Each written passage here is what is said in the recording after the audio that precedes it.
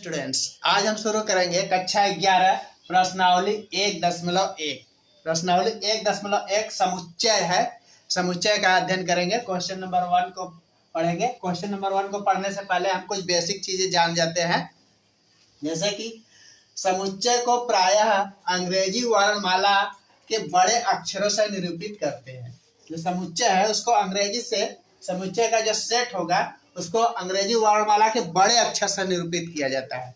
जैसे कि A B C X Y Z, इसमें से कुछ भी लिख सकते हैं। जरूरी नहीं है कि A B C X Y Z, हमें जो इच्छा है अल्फाबेट का कोई भी अक्षर हम इसमें लिख सकते हैं। जरूरी नहीं है कि जो मैं लिखा हो वही आप सेलेक्ट करें, अपने मन से आप कुछ भी सेलेक्ट कर सकते हैं। तो समुच्चय का वह सेट होगा।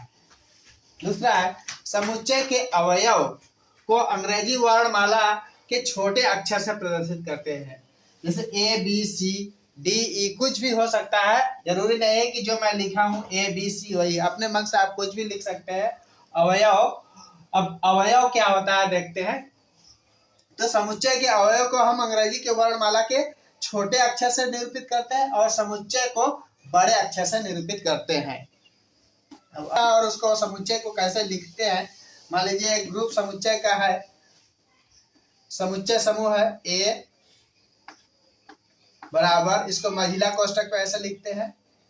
इसमें अवयव मान लीजिए हम कुछ भी लिख सकते हैं, 1 2 3 4, प्राकृतिक संख्या लिख रहे हैं कुछ भी, और महिला कोष्ठक ऐसे बंद।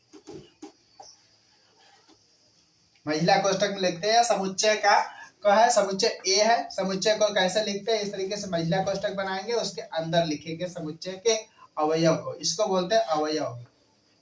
अवयव जो महिला कोष्ठक में लिखते हैं वो सब अवयव होता है। एलिमेंट्स भी बोलते हैं इंग्लिश में, इसको एलिमेंट्स भी बोला जाता है। और ये जो कि समुच्चय, समुच्चय ए का अवयव 1 2 3 4 5 6 आदि होते हैं। हाँ, प्रश्नावली 1.1 का इंट्रोडक्शन पार्ट हमने अपने पिछले वीडियो में समझा चुका हूँ। अब हम लोग इस वीडियो में पढ़ेंगे प्रश्नावली 1.1 का प्रश्न संख्या 1। प्रश्न संख्या 1 क्या कह रहा है, निम्नलिखित में कौन से समुच्चय है, अपने उत्तर का औचित्य बताइए। इसमें बताना है, इसमें बहुत सारे क्वेश्चन दिए हैं, 10 क्वेश्चन है। फर्स्ट क्वेश्चन इसमें है कि जे अक्षर से प्रारंभ होने वाले वर्ष के सभी महीनों का संग्रह।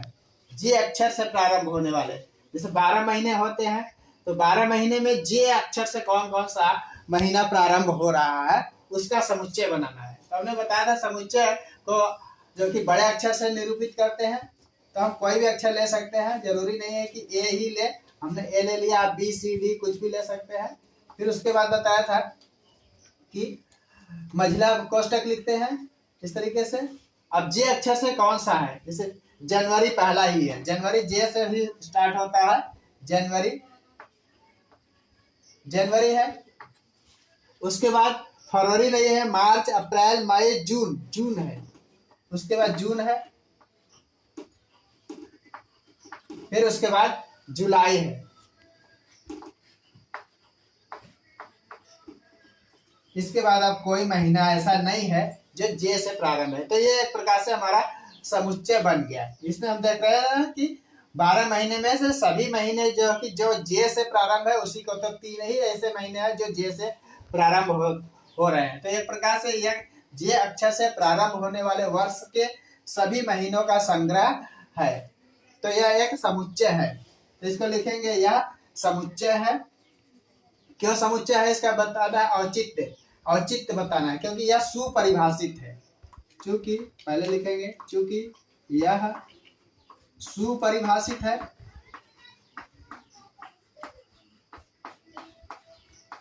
सुपरिभाषित है, इसलिए यह एक समुच्चय है।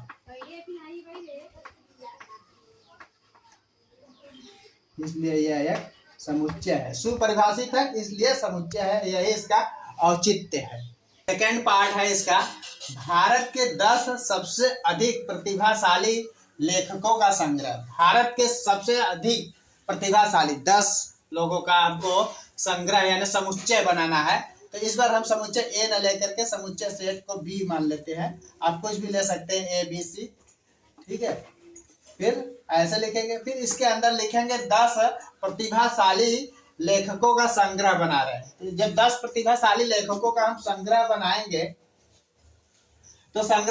तो यदि हम बनाकर किसी को दिखाएंगे तो वो कहेगा कि नहीं, यह लेखक ज्यादा प्रतिभाशाली नहीं है, उसमें विरोध उत्पन्न कर देंगे। फिर दूसरे को दिखाएंगे तो वह दूसरे को काट देगा। यानी लेखक अपने लोग जितने भी आदमी को दिखाएंगे सब अपना अलग अलग प्रकार का जो कि मत देंगे, मेरे मत को नहीं मानेंगे। यदि आप भी लिख कर देंगे तो वो भी मत को काट देंगे, तीसरा आदमी को देंगे। तो इस तरीके से हम जो कि 10 लेखकों का प्रतिभाशाली 10 सबसे अधिक प्रतिभाशाली लेखकों का सही समुच्चय नहीं बना सकते हैं। इसलिए यह क्या होगा, समुच्चय नहीं है, क्योंकि यह सुपरिभाषित नहीं है। सुपरिभाषित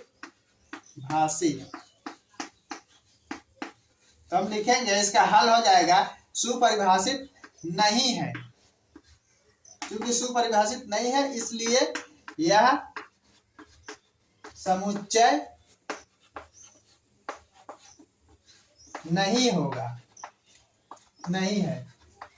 समझ में आ गया होगा क्यों नहीं है? क्योंकि हमको दूसरा प्रतिभा, हम किसी दूसरे लेखक को प्रतिभाशाली कहेंगे, आप किसी दूसरे लेखक को प्रतिभाशाली कहेंगे, आप किसी दूसरे लेखक को प्रतिभाशाली कहेंगे।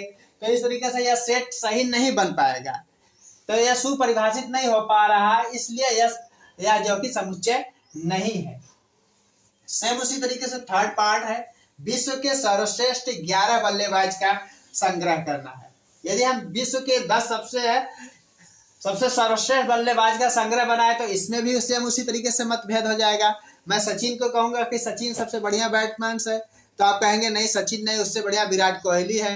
विराट कोहली, सचिन को आप हटा करके 11 में विराट कोहली को और 11 दूसरे प्लेयर को शामिल कर देंगे।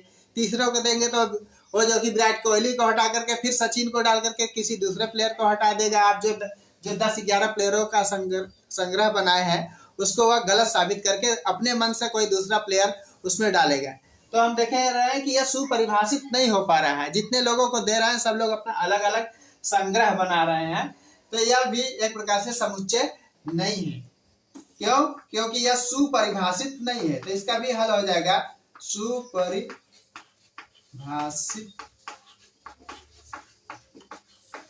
नहीं है, इसलिए समुच्चय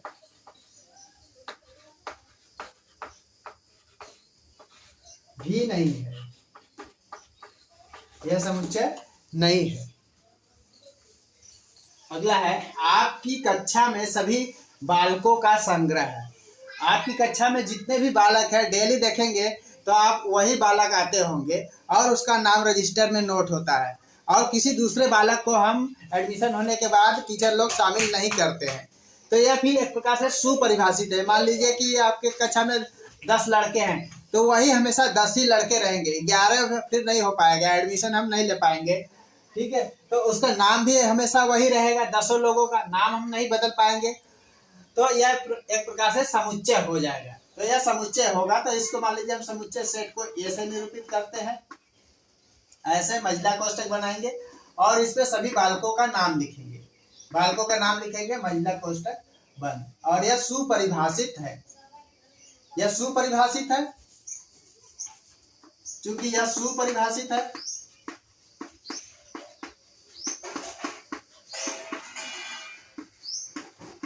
इसलिए यह जो कि समुच्चय है।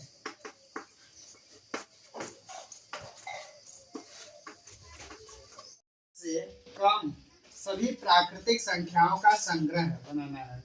तो 10 से कम बनाना है, वो भी प्राकृतिक संख्या होती है। तो प्राकृतिक संख्या 1 से शुरू होता है। तो 1 2 3 4 5 6 7 8 9, इसमें देख रहे हैं कि सभी प्राकृतिक संख्याएं हैं और 10 से कम है।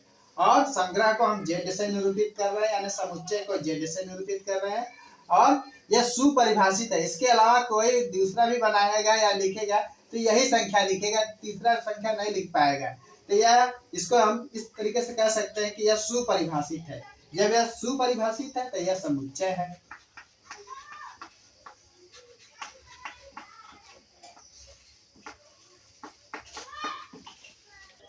नेक्स्ट है लेखक प्रेमचंद्र द्वारा लिखित उपन्यासों का संग्रह।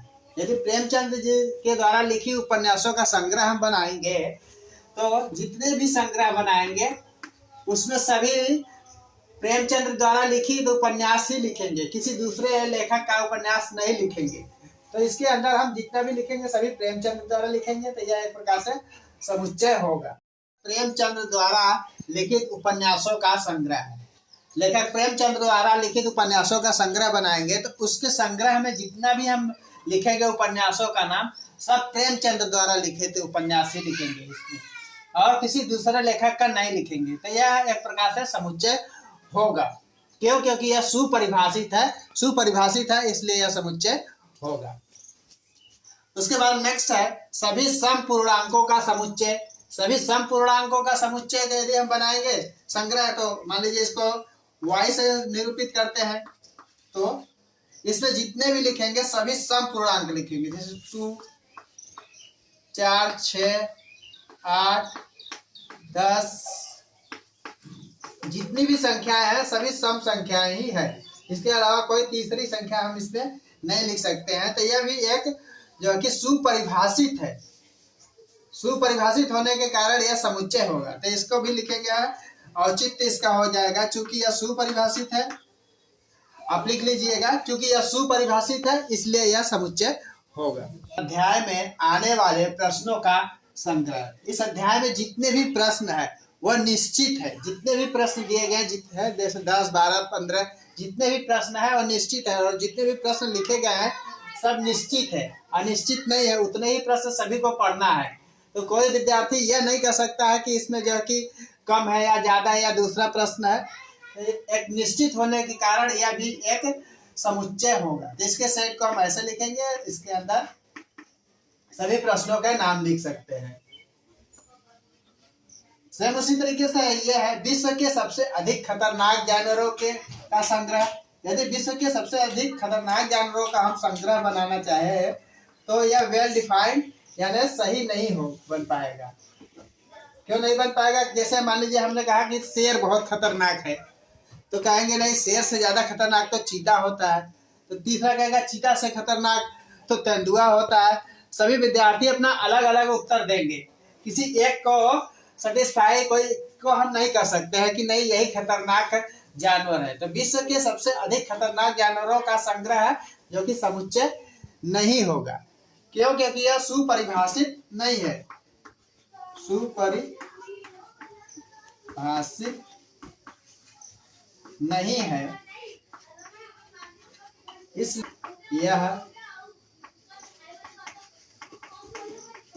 समुच्चय नहीं है। खतरनाक जानवर सभी आदमी का, सभी मनुष्य का अपना अलग अलग हो सकता है। कोई शेर को खतरनाक कहेगा, कोई चीता को कहेगा, कोई बाघ को, कोई हाथी को ही खतरनाक कहेगा। तो सही सेट नहीं बन पाएगा, इसलिए यह जो कि सुपरिभाषित ना होने के कारण यह समुच्चय नहीं है। इस तरीके से हमारा प्रश्नावली 1.1 का प्रश्न संख्या 1 समाप्त होता है।